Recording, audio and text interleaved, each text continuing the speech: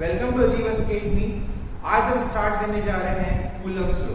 तो स्टूडेंट्स, ये जो साइंटिस्ट थे इन्होंने बताया था कि आपके पास अगर दो चार्ज रखे हुए हैं एक फिक्स सेपरेशन पे, तो इनके बीच में जो फोर्स ऑफ अट्रैक्शन या फोर्स ऑफ रिपल्शन काम कर रहा है वो किन किन चीजों पे डिपेंड करता है, किन किन फैक्टर्स पे डिपेंड करता है और उसका जो मैग्नीट्यूड होने वाला है वो कितना होगा स्टूडेंट्स। तो हम लोग इसके मैग्नीट्यूड की वैल्यू क्या है तो स्टार्ट करें। तो इन्होंने जो एक्सपेरिमेंटल सेटअप था इनका, इसमें इन्होंने दो चार्ज लिए स्टूडेंट्स Q1 और Q2। इनके बीच में इनकी जो सेपरेशन थी वो कितनी थी स्टूडेंट्स, R थी। तो सबसे पहले इन्होंने क्या किया, किसी तरीके से इन दोनों फोर्सेस, मतलब एक बार हम लोग ये मान लेते हैं कि दोनों की पोलैरिटी सेम है। पोलैरिटी सेम है मतलब इनके बीच में जो फोर्स लगेगा वो रिपल्सिव होगा। अब बात कर रहे हैं किसी तरह से इन्होंने जो फोर्स लग रहा था उसका मेजरमेंट कर लिया।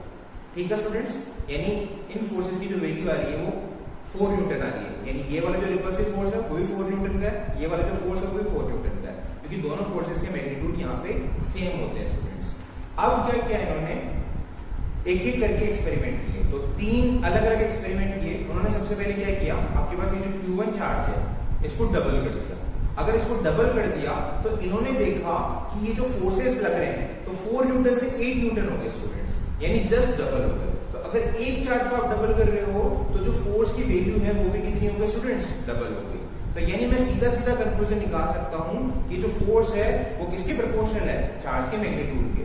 यानी ये बढ़ेगा, चार्ज अगर बढ़ेगा तो फोर्स भी बढ़ेगा स्टूडेंट। सिंपल सी बात है। यानी Q1 जो चार्ज है उसके डायरेक्टली प्रोपोर्शनल है कौन, फोर्स। ठीक है।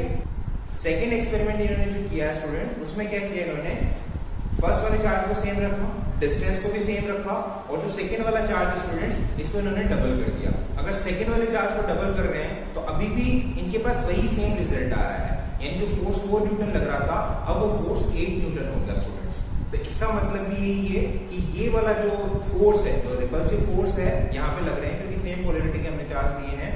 तो उस कंडीशन में ये बोल सकते हैं कि जो फोर्स है वो सेकेंड चार्ज के मैग्नीट्यूड के प्रोपोर्शनल है। पहले वाले एक्सपेरिमेंट में ये क्लियर हो गया कि जो फोर्स है वो फर्स्ट वाले चार्ज के डायरेक्टली प्रोपोर्शनल है। सेकेंड वाले एक्सपेरिमेंट से ये क्लियर हो गया कि सेकेंड वाले चार्ज के मैग्नीट्यूड के भी प्रोपोर्शनल है। ठीक है। थर्ड एक्सपेरिमेंट इन्होंने क्या कहा, क्या किया कि दोनों चार्जेस के मैग्नीट्यूड सेम रहने दिए स्टूडेंट्स, मैग्नीट्यूड को कोई चेंज नहीं किया, लेकिन ये जो सेपरेशन इनके बीच में उसको क्या किया, डबल कर दिया।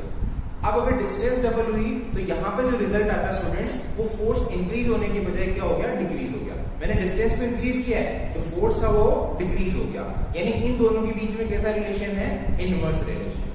क्लियर है चीज, मतलब एक चीज इंक्रीज हो रही है और दूसरी चीज डिक्रीज हो रही है, तो इसका मतलब है दोनों के बीच में जो रिलेशन है स्टूडेंट्स वो कैसा है, इनवर्स रिलेशन। अच्छा, डायरेक्ट मतलब इनवर्स, सीधा इनवर्स है या फिर स्क्वायर में इनवर्स है, तो वो चीज देखने के लिए क्या किया हमने कि डिस्टेंस को जैसे डबल करते हैं, यानी अगर पहले 1 मीटर थी तो अब 2 मीटर कर दी, तो हमने देखा कि डिस्टेंस को डबल करने पर जो फोर्स है वो 2 टाइम्स डिक्रीज होना चाहिए था, यानी हाफ हो जाना चाहिए था, लेकिन एक्चुअली में ये 1/4 हो जाता है। यानी पहले अगर 4 न्यूटन आ रहा था स्टूडेंट तो अब 1 न्यूटन आ रहा है, यानी पहले जो वैल्यू है उसके कितना टाइम्स हो गया, 1/4 हो गया।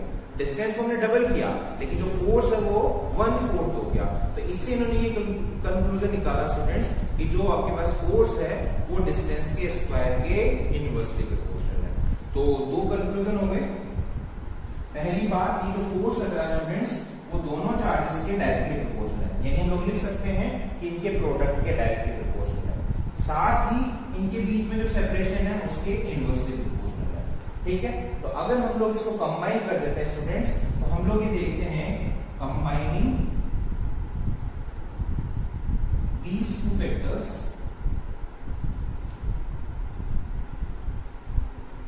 हम ये देखते हैं कि जो F है वो प्रोपोर्शनल है Q1 Q2 और R²। अच्छा स्टूडेंट, ये बताओ, रिपल्सिव फोर्स लग रहा है ना, तो इसको बाहर की तरफ बना दूं मैं, इन एरो को मैं बाहर की तरफ बना दूं, यानी ये वाला जो फर्स्ट चार्ज है इसको रिपल्सिव फोर्स कौन लगा रहा है, सेकेंड वाला चार्ज इधर लगा रहा है बाहर की तरफ, इसको पुश कर रहा है। इसी तरीके से सेकेंड वाले चार्ज के ऊपर फोर्स लगा रहा है, कौन लगा रहा है, फर्स्ट वाला चार्ज इधर लगा रहा है बाहर की तरफ पुश कर रहा है। अच्छा, इसका मैग्नीट्यूड अगर F है तो इसका मैग्नीट्यूड भी स्टूडेंट F ही होगा। अच्छा, इसमें हम लोग सब्सक्रिप्ट और लगा देते हैं।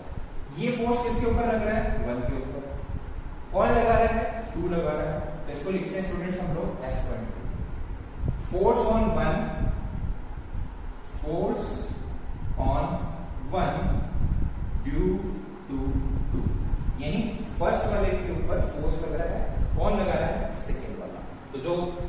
फोर्स लग रहा होता है उसको पहले लिखते हैं, जो उसका कोज होता है उसको बाद में। ठीक है, तो इसी तरह से स्टूडेंट्स हम लोग इसको F21 लिख सकते हैं, यानी फोर्स ऑन टू ट्यूब 1। तो सेकंड वाले में फोर्स लग रहा है, कौन लगा रहा है? फर्स्ट वाला। ठीक है, तो इसको हम लोग F12 और F21 कुछ भी लिख सकते हैं, क्योंकि दोनों के मैग्नीट्यूड स्टूडेंट्स यहाँ पे सेम आते हैं। तो ये जो फोर्स का मैग्नीट्यूड है वो दो फैक्टर्स पर डिपेंड करता है, चार्ज के प्रोडक्ट के डायरेक्टली प्रोपोर्शनल होता है, और साथ में ये जो डिस्टेंस है उसके स्क्वायर के इनवर्सली प्रोपोर्शनल होता है स्टूडेंट्स। हमने दोनों फैक्टर्स को क्या कर दिया? कंबाइन कर दिया। तो हमें देखते हैं कि F is proportional to Q1 Q2 upon R square. तो स्टूडेंट्स जब प्रोपोर्शनलिटी साइन हटता है तो एक कांस्टेंट आता है, हमें पता है। तो यहाँ पे जो कांस्टेंट है स्टूडेंट्स, जिसको हम लोग K से डिनोट कर रहे हैं, तो K Q1 Q2 upon R square. ठीक है, तो ये फोर्स का मैग्नीट्यूड होगा स्टूडेंट्स।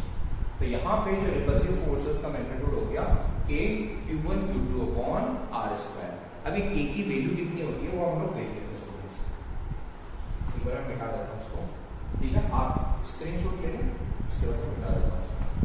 जो वैल्यू होती है वो 9 × 10⁹ न्यूटन। तो स्टूडेंट्स यहाँ पे जो K है वो कितना है? 1/4πε0 है ना। इसकी वैल्यू है 9 × 10⁹ न्यूटन मीटर स्क्वायर पर कूलम स्क्वायर। अच्छा स्टूडेंट्स, ये एप्सिलॉन क्या होता है? इसको बोलते हैं परमिटिविटी। ठीक है, परमिटिविटी ऑफ फ्री स्पेस। तो ये मीडियम की प्रॉपर्टी होती है स्टूडेंट्स, तो किसी भी मीडियम के लिए डिफाइन होती है। ठीक है, इसको हम लोग क्या बोल रहे हैं? परमिटिविटी। तो अगर एयर की बात हो रही है या वैक्यूम की बात हो रही है तो इसको हम लोग बोलेंगे परमिटिविटी ऑफ फ्री स्पेस या फिर वैक्यूम। ठीक है, अच्छा ये जो सिंबल है वो क्या है? एप्सिलॉन। ठीक है, अब स्टूडेंट्स हम लोगों को परमिटिविटी समझना है। तो परमिटिविटी समझने के लिए क्या है, हम लोग एग्जांपल लेते हैं। एग्जांपल क्या है? हमारे पास एक क्लास है, इसके अंदर बहुत सारे स्टूडेंट बैठे हैं, इसमें टीचर भी बैठा हुआ है। अच्छा मेरे को एक चीज बताओ, क्लास से आवाज आएगी या नहीं आएगी ये किसके ऊपर डिपेंड करता है? उस बैठे हुए टीचर पर डिपेंड करता है। यानी वो कितना परमिट करता है स्टूडेंट्स को कि वो हल्ला करे या फिर आपस में लड़े झगड़े। ठीक है, अगर टीचर क्या हुआ? लीनियंट है। लीनियंट है मतलब वो परमिशन दे पा रहा है ना, मतलब कोई दिक्कत नहीं, उसे कोई प्रॉब्लम नहीं है कि जो स्टूडेंट्स बैठे हुए हैं वो आपस में लड़ रहे हैं, झगड़ रहे हैं, उसको कोई प्रॉब्लम नहीं है, वो अपने काम में मस्त है। उस कंडीशन में क्या होगा स्टूडेंट्स कि लड़ाई झगड़े की प्रोबेबिलिटी बढ़ जाएगी, यानी आपस में जो लोग बाग लड़ रहे हैं, स्टूडेंट्स जो लड़ रहे हैं, यानी एक दूसरे पर फोर्स लगा है, उसका मैग्नीट्यूड क्या होगा? बढ़ेगा। कब? जब वो जो आपके पास टीचर है उसकी स्ट्रिक्टनेस बहुत कम है, वो लीनियंट है, यानी उसकी स्ट्रिक्टनेस क्या है? कम है, यानी उसकी परमिटिविटी क्या स्टूडेंट्स? कम है। तो अगर उसकी परमिटिविटी कम है तो जो फोर्स लग रहा है स्टूडेंट्स के बीच में उसकी वैल्यू बढ़ जाएगी। ठीक है, हम लोग परमिटिविटी को उसकी स्ट्रिक्टनेस से डिफाइन कर रहे हैं स्टूडेंट्स, यानी वो कितनी परमिशन दे रहा है। ठीक है, अब देखो सेकंड एग्जांपल, मतलब अगर आपके पास ये क्या है, जो टीचर है बहुत ही ज्यादा स्ट्रिक्ट है, बहुत ज्यादा स्ट्रिक्ट है, तो उस कंडीशन में कोई भी बच्चा आपस में नहीं लड़ेगा। ठीक है, झगड़ा नहीं करेगा, फोर्स नहीं लगाएगा आपस में। तो उस कंडीशन में क्या हो गया कि स्टूडेंट्स के बीच में जो फोर्स लग रहा था उसकी वैल्यू क्या हो गई? कम हो गई। तो यहाँ पे परमिटिविटी क्या है? ज्यादा है, स्ट्रिक्टनेस ज्यादा है। ठीक है, तो आपके पास जो टीचर है उसकी स्ट्रिक्टनेस क्या हो गई? ज्यादा हो गई। तो उस कंडीशन में जो फोर्स लग रहा है स्टूडेंट्स के बीच में उसकी वैल्यू कम हो गई। तो हम लोग ऐसा समझ सकते हैं कि जो परमिटिविटी और जो फोर्सेस हैं चार्जेस के बीच में वो क्या है? इनवर्सली प्रोपोर्शनल है।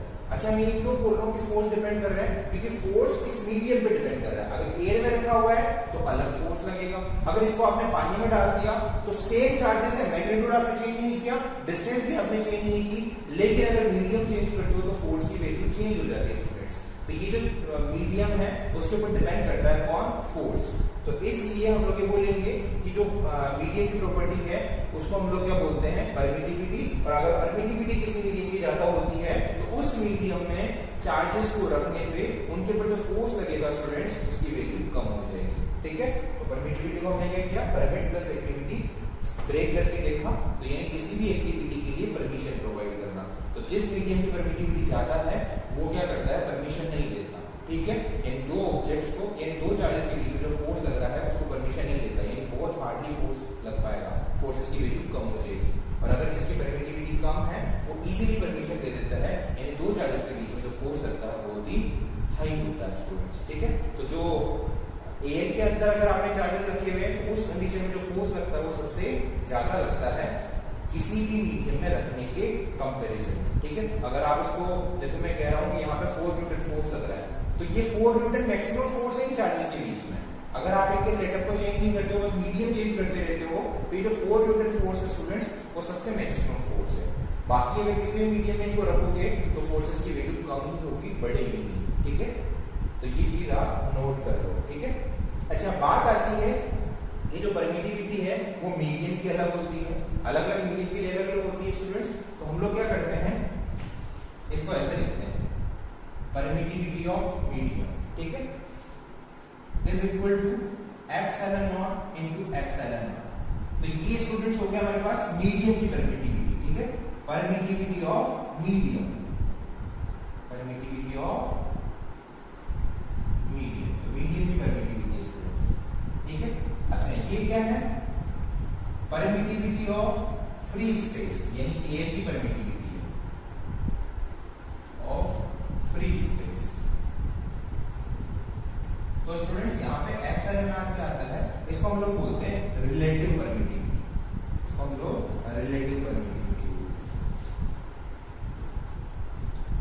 अच्छा, इससे क्या समझ रहे हैं आप, आपके पास एयर की कुछ परमिटिविटी स्टूडेंट्स हम लोग न्यूमेरिकल वैल्यू लेते हैं, जैसे 4 है ना, इसको हम लोग कंपेयर कर रहे हैं किसी मीडियम की परमिटिविटी से, और अगर हमारे पास एक दूसरा मीडियम की परमिटिविटी है 20, तो ये एयर की परमिटिविटी से कितना टाइम ज्यादा स्टूडेंट्स, 5 टाइम्स। अगर मेरे पास कोई वैल्यू है, जैसे एयर की जो परमिटिविटी है उसको मैं बेस वैल्यू ले लेता हूं, तो उसके कंपैरिजन में किसी मीडियम की परमिटिविटी कितने टाइम्स ज्यादा है, that is known as relative permittivity students, ठीक है। तो एप्सिलॉन नॉट से इसको डिनोट करते हैं, एप्सिलॉन नॉट क्या होगा, परमिटिविटी ऑफ फ्री स्पेस, और जो एप्सिलॉन है वो किसी भी मीडियम की परमिटिविटी है स्टूडेंट्स, ठीक है। तो यहां से एप्सिलॉन आपके पास एप्सिलॉन अपॉन एप्सिलॉन नॉट के इक्वल टू होगा स्टूडेंट्स। यानी अगर आप मीडियम की परमिटिविटी और फ्री स्पेस की परमिटिविटी को डिवाइड कर देते हो तो आपको रिलेटिव परमिटिविटी उस मीडियम की मिल जाती है, ठीक है, रिलेटिव परमिटिविटी ऑफ मीडियम, ठीक है स्टूडेंट्स। अच्छा, इसको डाइलेक्ट्रिक कांस्टेंट भी बोला जाता है, ठीक है, इसको हम लोग डाइलेक्ट्रिक कांस्टेंट भी बोलते हैं स्टूडेंट्स। इसको कैपिटल के से भी डिनोट करते हैं, कैपिटल के, ठीक है, या तो एप्सिलॉन आर लिख सकते हो या फिर कैपिटल के। अच्छा, यहाँ पे जो के यूज हुआ है वो स्मॉल के है, यहाँ पे जो के यूज हुआ है वो कैपिटल के। अच्छा, इसके अलावा मैंने ये चीज भी हमें मेरे को बतानी है, वो क्या है कि यहाँ पे हमने जो यूनिट लिखी है स्टूडेंट्स वो न्यूटन मीटर स्क्वायर और कूलम स्क्वायर। तो आप मुझे बताएं कि ये वाली जो यूनिट है वो कैसे आई है स्टूडेंट्स, ठीक है, आप मुझे बताएं। तो ये बड़ा सिंपल है, कुछ नहीं है, जैसे आपके पास फोर्स था उसकी वैल्यू कितनी है, के Q1 Q2 upon are square. मेरे को क्या चाहिए, के चाहिए, इसकी यूनिट चाहिए और कुछ भी नहीं चाहिए, तो हमने के को यहीं रखा, बाकी को दूसरी साइड ले गए, यानी आपके पास के की जो वैल्यू हो जाएगी स्टूडेंट्स वो कितनी हो जाएगी, F R square upon Q1, ठीक है, ये वैल्यू। अब आप क्या करना है, आपको बस यूनिट्स रखनी है स्टूडेंट्स, एफ की यूनिट रखो, Q1 Q2 की यूनिट्स रखो, आर स्क्वायर की यूनिट रखो। तो आपके पास एफ की यूनिट है न्यूटन, डिस्टेंस की मीटर स्क्वायर है ना, डिस्टेंस का स्क्वायर तो मीटर स्क्वायर, Q1 की कूलम, फिर Q2 की भी कूलम, तो coulomb into coulomb, coulomb square. तो आपके पास फाइनल यूनिट बन के आती है स्टूडेंट्स न्यूटन मीटर स्क्वायर पर कूलम स्क्वायर। तो ये हमारे पास के की यूनिट होगी। अच्छा, एप्सिलॉन नॉट की जो वैल्यू होती है स्टूडेंट्स ये कितनी होती है, 8.85 into 10 to the power -12। इसकी यूनिट की बात करें तो जो के की यूनिट है स्टूडेंट, इसको अगर आप रेसिप्रोकेट कर देते हो तो आपको ये वाली यूनिट मिल जाती है, यानी कूलम स्क्वायर पर न्यूटन मीटर स्क्वायर।